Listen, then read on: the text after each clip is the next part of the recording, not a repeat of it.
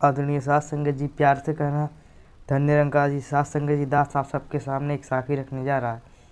आशा है प्रवान करे। सारसी का शीर्षक है हम नहीं फंसेंगे। प्रभु ने हर पशु पक्षी जीव में कोई ना कोई गुण भरा है। तोता में भी रटा का विशेष गुण है। इसको जो बात सिखलाई जाए वह वही कहना नहीं भूलता। एक बार की बात है, एक व्यक्ति ने एक तोता पाल रखा था।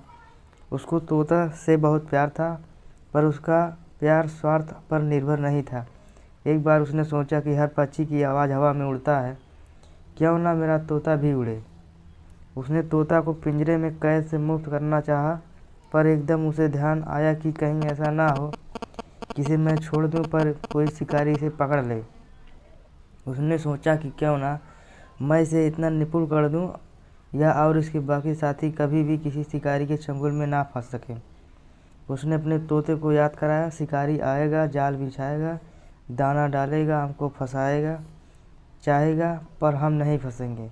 कुछ दिन सिखलाए के बाद जब तोते यह बात अच्छी तरह याद हो गई, उस आदमी ने तोते को जंगल में छोड़ दिया और साथ ही कहीं गंगाराम जो युक्त मैंने तुम्हें बताई है, इसे अपने साथियों को भी सिखा देना। इसे अपना कर आप सदा आज़ाद रहोगे।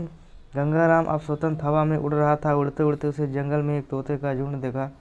वहाँ उनके पास गया और सबको शिकारी से बचने का पढ़ा दिया।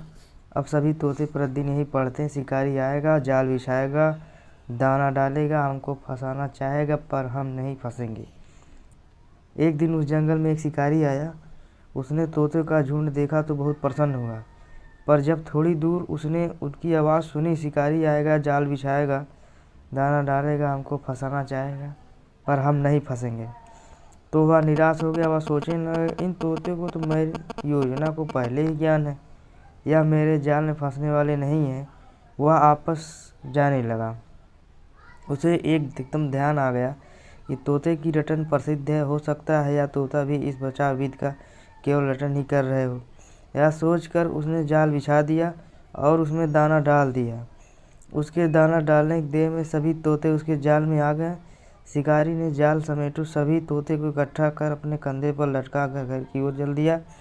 वह तोते को बंदी बनाकर ले जाकर घर गया था और तोता तब भी बोल रहा था, शिकारी आएगा, जाल बिछाएगा, दाना डालेगा, हमको फंसाना चाहेगा, पर हम नहीं फंसेंगे।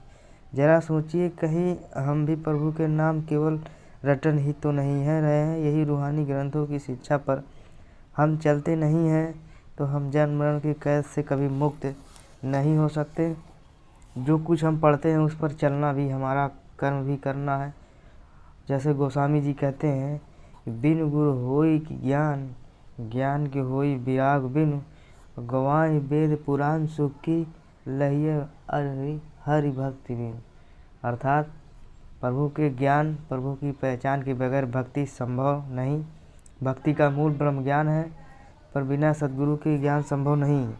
ब्रह्म ज्ञान की प्राप्ति के लिए सच्चे सद्गुरु को ढूंढने की आवश्यकता है, जो क्षण भर में हमारी आत्मा को परमात्मा से मिला दे।